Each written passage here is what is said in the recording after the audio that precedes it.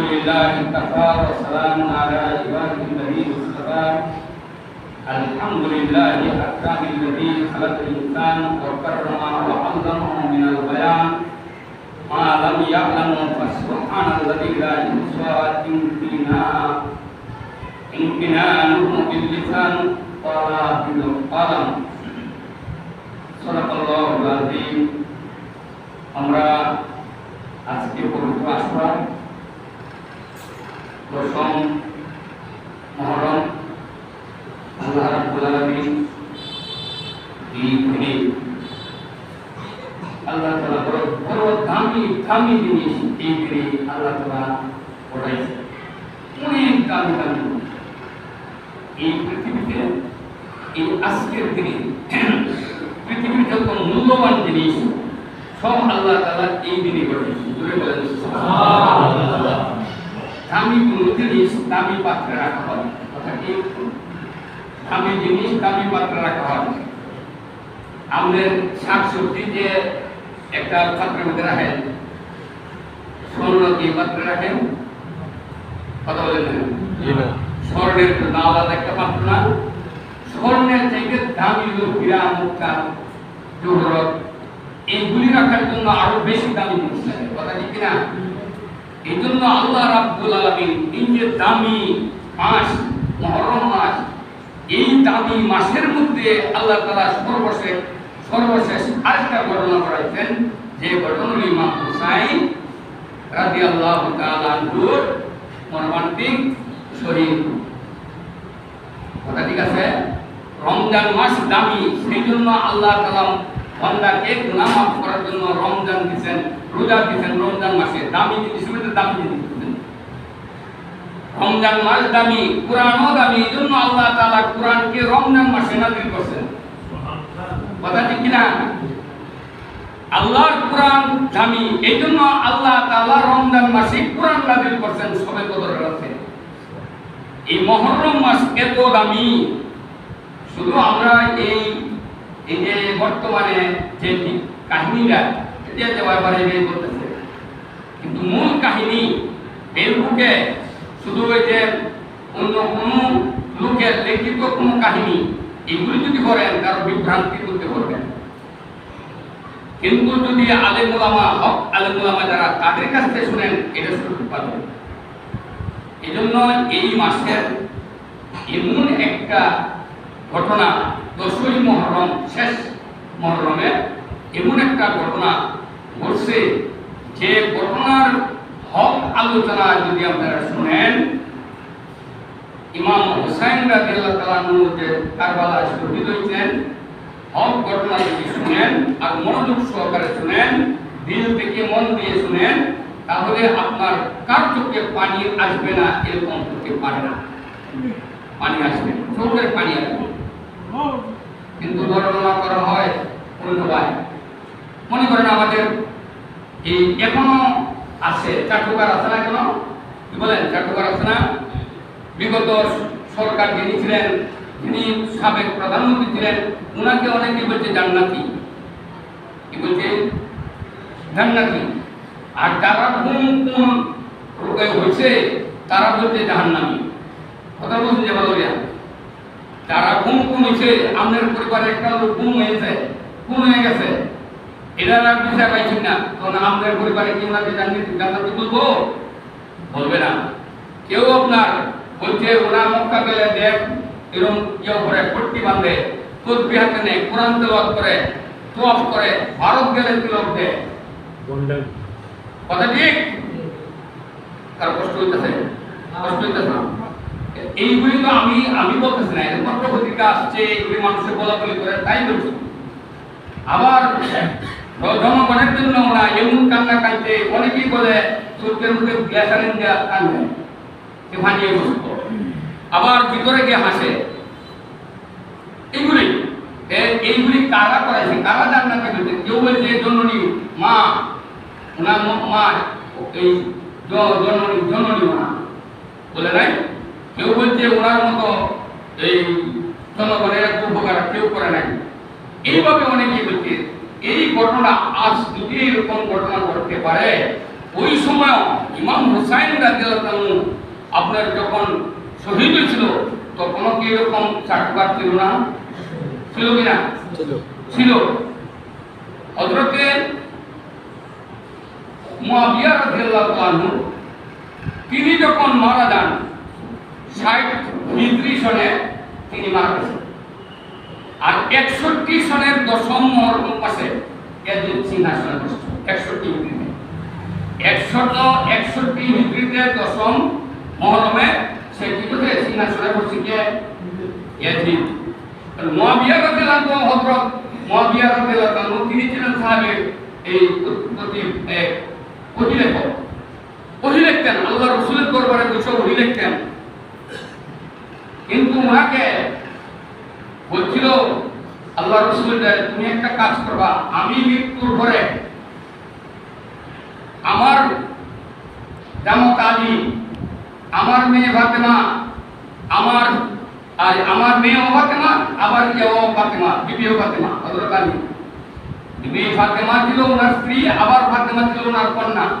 যে কন্যার সাথে গেছিল আমাদের ওই যে কুফাতে, ওনা বলে নাই যে আমার ছেলে যেহেতু নাই আলী হবে খলিফা। ওনা বলে নাই যে আমার ছেলে যেহেতু না আমার মেয়ে হবে খলিফা। ওনা বলে নাই যে আমার স্ত্রী হবে খলিফা। ওনা বলছে আবু বকর, উমর, বড় বড় সাহাবাদেরকে ডাকলেন, ডাকিয়া বললেন তোমরা এই বসো, আমি বলে যাইতেছি কতগুলি কথা, এই কথাগুলি মনোযোগ সহকারে শোনাও। আমি মারা যাওয়ার পরে কে খলিফা হইবা তোমরা সকলেই পরামর্শক্রমে খলিফা হইবা। ইতিমধ্যে রাসূল যখন সর্বশেষ জামাত পড়েন, এই জামাতে গেছেন, নিজে নামাজ পড়াইতে পারেন নাই, তখন হযরত আবু বকর সিদ্দিক রাদিয়াল্লাহু আনহু বললেন তুমি ইমামতি করো। হযরত আবু বকর সিদ্দিক রাদিয়াল্লাহু আনহু যখন ইমামতি করলেন, আল্লাহর রাসূল ওনার পেছনে সেজদা দিলেন, ঠিক কিনা? কথা ঠিক না? ইমামতি করলেন, তখন অনেক সাহাবায়ে কেরাম বুঝতে পারলেন আল্লাহর রাসূল মনে হয় আবু বকরের পক্ষে। কথা বলতে পারছেন? আপনারা মনে কি হয়? এই জন্য আপনাদেরকে বলছি যে আল্লাহর রাসূল কিন্তু আবু বকরকে ডাইরেক্ট বলে নাই তুমি হইবা খলিফা। আবু বকর রাদিয়াল্লাহু আনহু এই ইসলামের জন্য যা করছেন তিনি, পৃথিবীতে আরেকজন মানুষ আবু বকরের মতো ইসলামের জন্য এত কিছু করে নাই। কথা ঠিক কিনা? আবু বকর যখন আপনার আল্লাহর রাসূলের দরবারে নাই, একটা মসজিদে নববীর পিলারের আড়ালে দাঁড়ায় রয়েছেন, তখন সবাই সব দিল। উমর রাদিয়াল্লাহু অনেক কিছু দিল, উসমান রাদিয়াল্লাহু অনেক কিছু দিল, আলী রাদিয়াল্লাহু তো কিছু নাই, এই অল্প কিছু দিছে, আর অনেকে অনেক কিছু দিছে। আল্লাহ রাসূল বললেন ও সাহাবারা, আমি তো আজকে তোমরা অনেক কিন্তু অনেক কিছু দিলে, কিন্তু আমি তো আজকে আমার আবু বকরকে দেখছি না। তো আবু বকর রাদিয়াল্লাহু পিলারের আড়ালে বসে রয়েছে। এই সময় যখন আল্লাহ রাসূল বলছেন, তিনি উঠে আসলেন, আয়েশা বললেন ইয়া রাসূলুল্লাহ, ইয়া হাবিবাল্লাহ, আমার সামনে আপনার সাহাবীরা যে পরিমাণে দান করতেছে সেই পরিমাণে দান আমি করতে পারছি না। আমি যে অল্প দান করি তখন অন্যরা কিন্তু আবু বকরের কিছু অল্প দান তো দিলাম আপনি, এই জন্য আমি একটু দূরে বসে পেয়েছি। কথা তুমি কি আনছো বলো?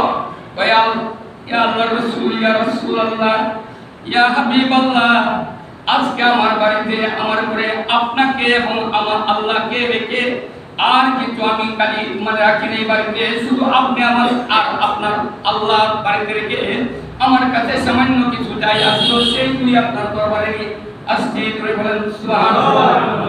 আপনি করে বাড়িতে কিছুই ছিল না, কিছুই ছিল না, তাই ওনার এই অল্পটি নিয়ে আসছেন। এই জন্য আবু বকরের সাথে পৃথিবীতে আবু বকর আর পৃথিবীতে একজন আসেন আবু বকর, আবু বকর।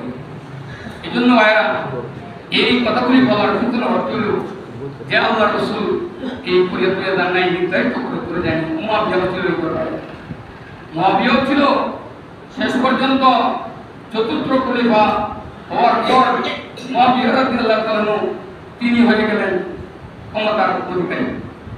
মুআবিয়া রাদিয়াল্লাহু আনহু মোটামুটি ভালোই চালাইছিলেন। ইমাম হুসাইন রাদিয়াল্লাহু আনহু তিনি বলছিলেন আপনি তো আব্বার সম্মানিত দলিলগত সাহাবী, আল্লাহ আমার নানা জানেন দলিলগত সাহাবী, অতএব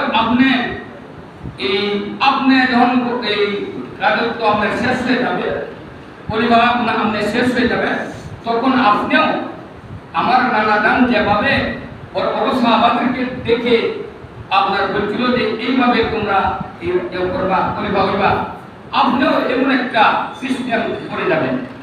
আপনিও সবাইকে ডাকিয়া হযরত উমর রাদিয়াল্লাহু আনহু, আবু বকর যখন শেষ হলো, হযরত উমর আবু বকর কেউ না, আবু বকর কোনো আত্মীয় না, হযরত আব্দুল্লাহ আবু বকর রাদিয়াল্লাহু ছেলে ছিল, কিন্তু ছেলেকে দেয় নাই, উমরকে দিছে। উমর কিন্তু আবু বকরের রক্তের কেউ না, উমরকে দ্বিতীয় করে পাওয়া নেই।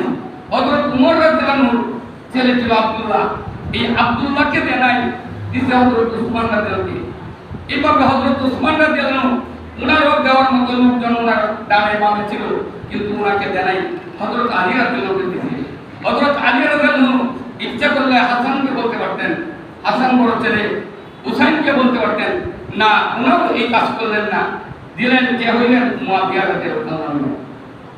মুয়াবিয়াকেই ইমাম হোসেন এই কথাটাই বলছিলেন যে আপনিও এইভাবে আপনার পরে আপনি হয় সমস্ত এই যারা ছিলেন মদিনা মুনাওয়ারা, মক্কা, মদিনা, কুফা এবং দামেস্ক সহ, দামেস্কের গভর্নর এই তিনি ছিলেন, এরারের শহর ডাককে আপনি একজনকে বসাবেন। কিন্তু অন্তিম সময়ে ছেলের এই দাপটে ছেলে একটু আমি বলতে চাই না, বলে আপনি গুণাগার হতে চাই না, একটা কথা হাদিসে আসছে যে ছেলে ছিল পাপাচারি করতো, এই জন্য তার সঙ্গ বান্ধব ছিল এরকম লোকের সাথে, যারা আপনার এই বিভিন্ন আকাম কুকাম করে, এরা কি আপনি ভালো মানুষের সাথে পরামর্শ করবো, আপনার কাছ থেকে পরামর্শ নিব, পরামর্শ দিব ওই সমস্ত লোকের কাছ থেকে। তখন হযরত এই মুয়াবিয়া রাদিয়াল্লাহু আনহুকে ইয়াজিদ করলেন, তাকে ফুসলায়া বললেন, তুমি যদি আমাকে এই পরবর্তী পরিমাণা নিয়োগ করো, তাহলে আমরা আমার দল তো দেখছো কত, তোমার কাছ থেকে আমরা করবো, জোরে জবরদস্তিতে নিয়ে নেব। হযরত মুয়াবিয়া রাদিয়াল্লাহু আনহু চুপ করে নেন, নিশ্চুপ। আল্লাহ তাআলার কাছে আল্লাহ তুমি এই ফিতনা থেকে আমার ক্ষমা করে দাও। হঠাৎ মারা গেলেন, মারা যাওয়ার পরে যে কথা সেই কাজ, ইয়াজিদ গিয়া চড়া হইল, ইয়াজিদ হয়ে গেল। ইয়াজিদ হওয়ার পরে আপনার এই ওয়ালিদের নাম আসছে, ওয়ালিদের সাথে আরেকজন ছিল, ওনাকে ইয়াজিদ বলল, ইমাম হুসাইন তো আমার আব্বা থাকতেই আমাকে অনেক হুমকি আব্বাকে দিতে, অতএব আজকে আমি গভর্নর, তুমি যাও এই সংবাদ দিয়া যে ইমাম হুসাইন থেকে বলো, যদি আমার বর্ষতা স্বীকার করে, আমার এই আনুগত্য স্বীকার করে, তাহলে তাকে মক্কা মদিনার দায়িত্ব দিতে হবে। আর যদি আমার বর্ষতা স্বীকার না করে, তাহলে তাকে এই কথা বলবা, তার মাথা পারো যদি তুমি কেটে আনবা, যদি না পারো আমি তার মাথা যে কোনো ধরনের কাটাই না।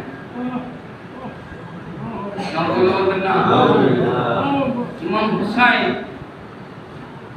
যে সময় সীমারে কঞ্জর মারে, ইমাম হুসাইন বলছিল শেষ মুহূর্তে কঞ্জর মারবা, বিশাল করে ঘটনা, সময় তো কম, কঞ্জর মারতে আমাকে কঞ্জর তুমি মারতে পারবে না, কারণ আমাকে তুমি কোলে যদি কঞ্জর মারো, এই কোলে কঞ্জর ডাববে না, কারণ এই কোলের মধ্যে আল্লাহর রাসূল চুমু খাইছে, আমার কোলের মধ্যে আল্লাহর রাসূল চুমু খাইছে, অতএব মারবে তুই আমার কোলে কঞ্জর মারিস না। আমি আসরের নামাজের সময় হয়ে গেছে, আমি জামাতে যখন যাব, জামাতের মধ্যে নামাজ পড়বো, আর এই অবস্থা আমি যখন সেজদায় যাব, তখন আমার গালে তুই কঞ্জর মারবো। এই কথা সেই কাজ। আপনার এই অবস্থায় সীমার নামাজ অবস্থায় তার ঘরে কঞ্জর মারে, মাথাটা আলাদা করে দেবে, মাথাটা চটপট চটপট করছে, দেহ করবে। এই অবস্থায় আল্লাহু আকবার, আল্লাহু আকবার, এক পাদ্রী আপনার ওই সময় ক্ষমতা ছিল ইবনে জিয়াদ, ইবনে জিয়াদ ছিল এক নরকাসন্ড, এই নরকাসন্ড সে ছিল তখন এখানকার গভর্নর ইবনে জিয়াদ। সে বলল কি, ইয়াজিদের বিরুদ্ধে যেন আর কুফাতে কোনো ধরনের লোক ঢুকে না দাঁড়াইতে পারে, কোনো মিটিং মিছিল না করতে পারে, শত জন হাজার জন একত্র না হতে পারে। এই জন্য সে কি করলো, এই যে কারবালার ময়দানে অনেক বড় বড় বিধানে সময় তো কম, কিন্তু 5 মিনিটের সার সংক্ষিপ্ত বলতেছি। তখন সে ইবনে জিয়াদে তাদের যে লাশগুলি হযরত এই ইমাম হুসাইন রাদিয়াল্লাহু আনহু শরীরের ভিতরে কত ছিল জানেন? বর্ষার কত ছিল? 40টা বর্ষা মারতেন। তলোয়ারের কত ছিল? 40টা। আর 120টা তীর তার শরীর থেকে, 120টা। সে যখন পড়ে গেল তখন দুলদুল ঘোড়া সীমারে বললো, ইবনে জিয়াদ বললো দুলদুল ঘোড়া আটকাও। তখন দুলদুল ঘোড়া দৌড় শুরু করলো, সামনে দুজন আটকাইলো। দুলদুল ঘোড়া দাঁতের কামড়ে এবং আপনার ফিসার ট্যাঙ্গে এই লাঠি মারা 17 জন আহত হয়েছিল। দুলদুল ঘোড়া 17 জন আহত হয়ে, যেমন আহত একদম আহত হয়ে গেছে। দুলদুল ঘোড়া যখন গিয়া আপনার তাবু যেখানে ছিল সেখানে পৌঁছলো, তখন হযরত জয়নব সাইয়্যিদা জয়নব রাদিয়াল্লাহু আনহা তিনি অত্যন্ত পর্দাশীল ছিলেন। হযরত ফাতেমা রাদিয়াল্লাহু আনহা পর্দাশীল ছিলেন। তিনি মৃত্যুর সময় বলছিলেন, আমি রাত্রে মারা গেলে আমাকে রাত্রে দাফন করবা। আমার জানাজা কত লোক হলো দেখার বিষয় নয়, কিন্তু আমার লাশটা যেন এটা না দেখে কত লম্বা কত মোটা। কাজেই হযরত আয়েশা রাদিয়াল্লাহু আনহা পর্দাশীলের মধ্যে পৃথিবীতে যত মেয়ে লোক আসছে সকলের উঠে ছিল। ওনার মেয়ে জয়নব রাদিয়াল্লাহু আনহা তিনিও ছিলেন পর্দাশীল। তিনি এরকম সংবাদ করে ঘর থেকে বেরোয় নাই। যুদ্ধ চলছে, যখন দুলদুল ঘোড়া হাফায়া আসলে পরে ওনার মেয়ে ছিল সকিনাকে বললো, ওনার স্ত্রীর নাম ছিল সারাবানু, তুমি মেয়েকে সম্মান করো, আমি দেখি আমার ভাই আসছে কিনা। গিয়া দেখে দুলদুল ঘোড়ার শরীরে তীর পরিমাণ জায়গা আর নাই, যে তীর নাই। হযরত আলী রাদিয়াল্লাহু আনহু যখন সম্মুখ যোদ্ধা ছিলেন, তখন আপনার যারাই আসতো ওনার হযরত হযরত হুসাইন রাদিয়াল্লাহু আনহু যুদ্ধ করছিলেন, ওনার সামনে যারা আসতো কেউ ফেরত যায় নাই। শত শত লোক হত্যা হয়েছে। তারপরে আপনার সীমার সে বললো, তোমরা একটা কাজ করো, তার সম্মুখে তোমরা ঠিক করা কেউ যেই যাবে তাকে হত্যা করবো, সবাই আমরা বাটিয়ে করি, যার কাছে যত তীর আছে সকল তীর মারি। এরকম ভাবে তারা দূরে থাকিয়া হযরত আলী রাদিয়াল্লাহু আনহুকে তীরে একদম সালনের মতো করে দিল। তীর মারতে তীরে আঘাতে তিনি বেহুশ হয়ে গেলেন। এই অবস্থায় দুলদুল ঘোড়া ফিরে আসলেন। আর এই অবস্থায় আপনার সীমারে তার খন্দর দেয়া হযরত আলী রাদিয়াল্লাহু উসমান রাদিয়াল্লাহু আনহু কি করিলেন, হুসাইন রাদিয়াল্লাহু আনহু শিরকে বলেন। এই অবস্থায় দুলদুল ঘোড়া যখন আসলেন, সাইয়্যিদা হযরত জয়নব রাদিয়াল্লাহু আনহা বললেন, বাবা আসছে সকিনা। আলী জয়নাল আবেদিন তিনি ছিলেন অসুস্থ, তিনি যুদ্ধে যাইতে পারে নাই। তারপরে আলী আকবরকে তো ছোট ওনার কিন্তু থাকতেই মানে বলতে পানি করতেছে। আলী আকবরে পানির জন্য তার পিপাসা চটপট করতেছে, জিহ্বা বারবার বের করতেছে। এই জিহ্বার মধ্যে পানি মায়ের এই যতটুকু চেষ্টা ততটুকু করছে, কিন্তু শেষ পর্যন্ত বললো, এখন ছোট মানুষ না বালক শিশু, তার তো কোনো গুণা নাই, তাকে নিয়ে যাও তাদের কাছে, ফুরাত নদীর মধ্যে থেকে একটু পানি যেন দেয়। কিন্তু তারা কি করলো, পরিবর্তে হযরত আলী রাদিয়াল্লাহু আনহুর বুকের মধ্যে ছিল তারা তীর নিক্ষেপ করে আলী আকবরকে অন্যদিকে করে দিল। এই অবস্থায় যখন করলো, হযরত হুসাইন রাদিয়াল্লাহু আনহু আলী আকবরকে বলে নিয়ে এরকম আহাজারি করলেন। তিনিও তখন পানি প্রায় 10 দিন চলতে ফুরাত নদীতেও এই আপনার 1 তারিখ 2 তারিখ 3 তারিখ 4 তারিখ 5 তারিখ 9 তারিখ পর্যন্ত পানি নাই হাহাকার চলছে। এই অবস্থায় আপনার হযরত জয়নাল আবেদিন এবং হযরত আলী আকবর আর হযরত আলী আকবর তো নাই, মেয়ে সকিনা, এরা যখন বের হলো, দেখে দুলদুল ঘোড়া কানি নাই।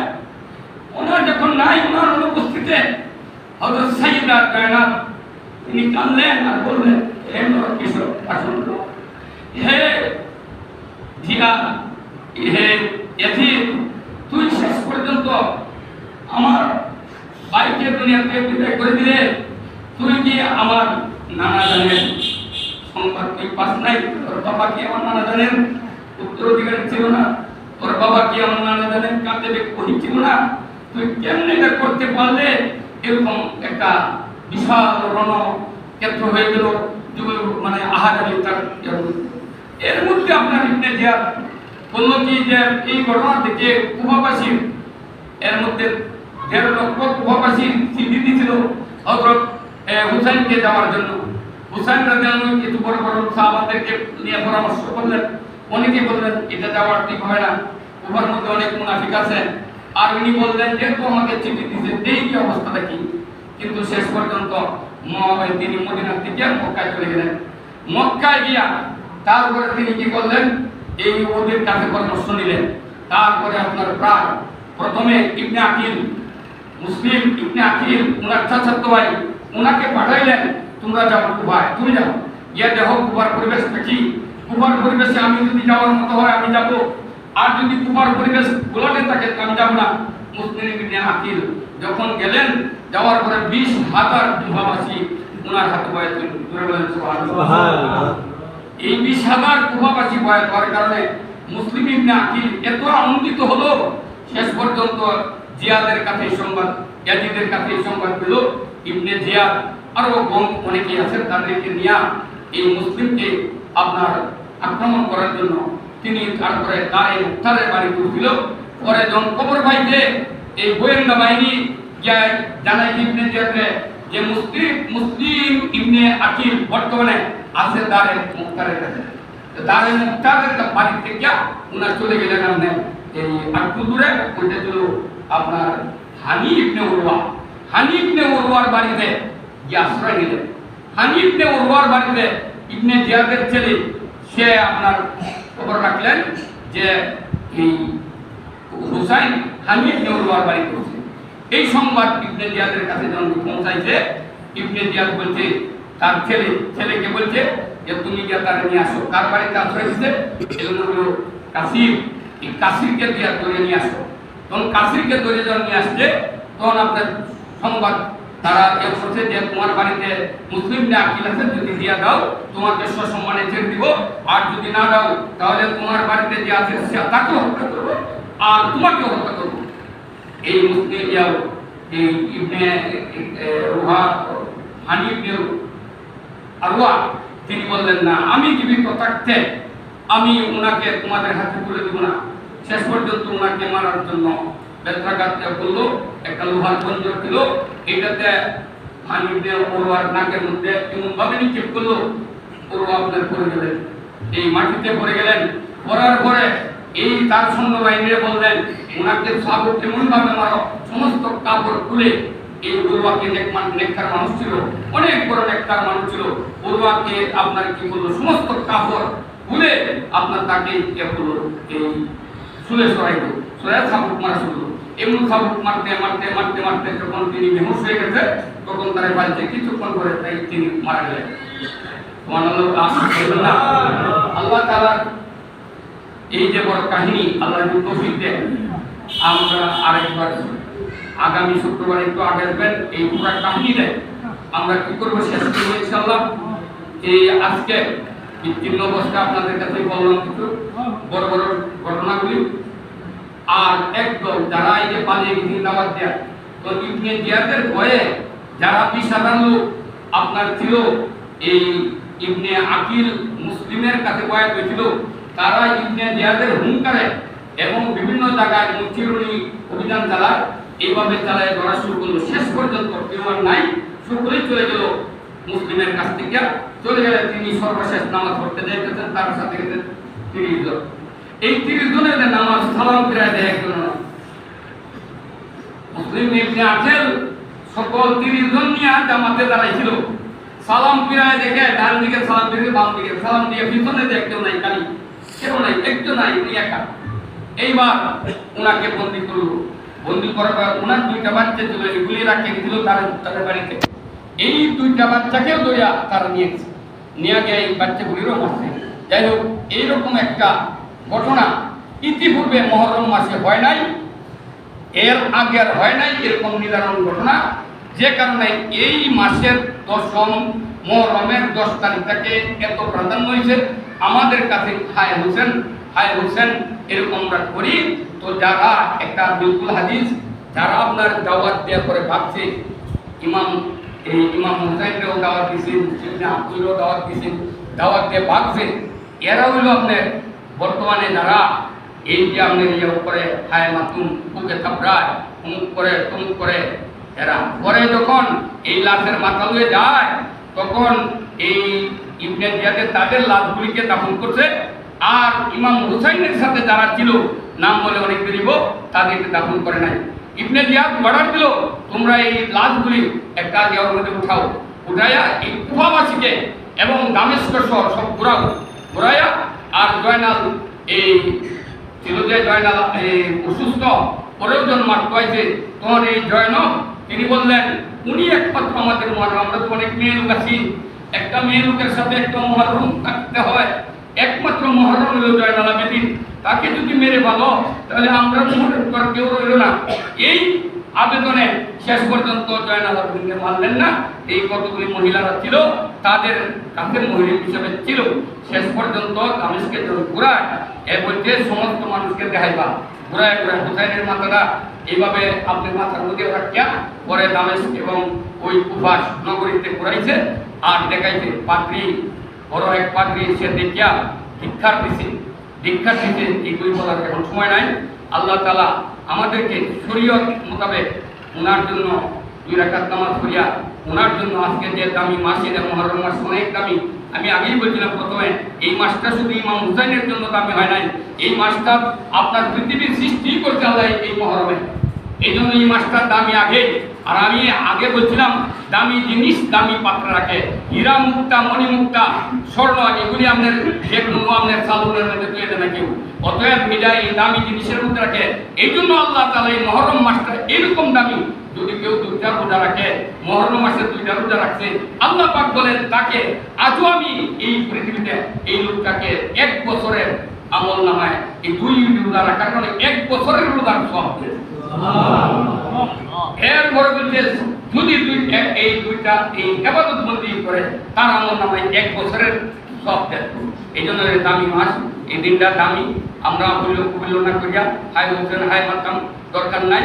আপনার বাপ মরছে, আপনি তো বুঝতে পারেন না, ইমাম হোসেন রাদিয়াল্লাহু আনহু মরছে, বুঝতে পারেন না, এটা তো করা আল্লাহ রাসূল বলে গেছে। যেমন আপনার বাপ মরলে, আমার মা, আপনার মা মরলে আপনি কি এবার কিলাই বুঝো? কিলাই কত কাটা আমরা কিলাই বাবার যে এই আরো আপন কেউ আছে, অতএব বাপ মা মারা গেছে সবচেয়ে কাছের মানুষ, আমরা একটু নীরবতা পালন করি, চোখের থেকে একটু জল করে, একটু কষ্ট লাগে, এইরকম করবেন। ইমাম হুসাইনের জন্য না, যত বড় বড় সাহাবায়ে কেরাম মরছে আল্লাহর রাসূলের জন্য আপনার একটু থাকতে মহব্বত, চোখের থেকে 2 ফোঁটা পানি ফেলবেন, ফালায়া যদি আপনি একটু মোনাজাত করেন, 2 রাকাত নামাজ পড়ে দোয়া করেন, আল্লাহ ওনাদেরকে শহীদ করত, এদেরকে শহীদ মর্যাদা দাও, কিন্তু সব কিছু পাইবেন। আর হায় মাতুম করিয়া আপনার এই বুকের প্রতি খিলাইয়া, এটা কোনো সুরক্ষা হতে পারে না। এটা হলো এই শক্তি যারা দাওয়াত দিয়ে পরে বলে গেছে আমাদের মধ্যেও ছিল না। 30 জন নামাজও দাঁড়িয়েছে, পরে যে একজন নাই, একা মসজিদের মধ্যে একা, আর কেউ নাই। এই অবস্থায় তার লোক এই ইবনে জিয়াদের লোক দোষ করে তাকে বন্দী করছে। কথা বুঝাইতে পারছি? এই জন্য সবসময় এখন যুবকতার যুগ নাই। এখন আমাদের ঘরে ফেসবুক আছে, ইউটিউব আছে, অনেক কিছু আছে। সঠিক মাসলা দেখবেন, আলিম ওলামার কাছে দেখবেন, কেউ আপনার এই মাসলা পছন্দ করে সাদাই করছে, আপনি বলবেন হের লাভ হইব, টেহা পাইব, অতএব এইটার আরো কাহিনী করবো, এটা এইসব আবার দেখব, শুনবেন না। কথা মনে থাকবো, এগুলি শুনবেন, এই মাস পড়াটাই হচ্ছে আপনারা শুনবেন। এগুলি শুনলে যেটি সঠিক কথা, হক কথা আলিম ওলামারা বলে, এগুলি শুনবেন, বললে বাদে কোনো কিছু শুনবেন। আল্লাহ তাআলা সকলকে তৌফিক দান করুন।